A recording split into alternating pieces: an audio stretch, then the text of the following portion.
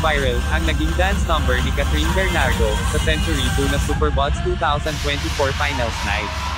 Marami ang muling namangha sa performance ni Catherine sa entablado, na matatanda ang naging agaw pansin din ang pagtatanghal sa ABS-CBN Christmas Special. Talagang umani na naman siya ng papuri hindi lamang sa kanyang mga fans, kundi maging sa ibang netizens na nakapanood ng kanyang performance. Bravo Catherine! More dance numbers pa po. Galing mo Kat. Actress, performer ka talaga. Pero kahit sa ang panig ng mundo, ay hindi talaga mawawala ang mga bitter at basher.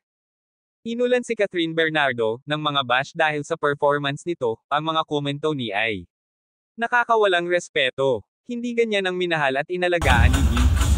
Ang laswa tignan. Nagbago ka na, Kat. Napabayaan na. Di ka na dapat nagganyan, sayang ang dati mong image. At iba pang masasakit na salita, ang kanilang sinabi kay Catherine. Patuloy na ipinagtatanggol ng mga taga-hanga ni Catherine sa mga basher dahil ang mga ito raw ay inggit.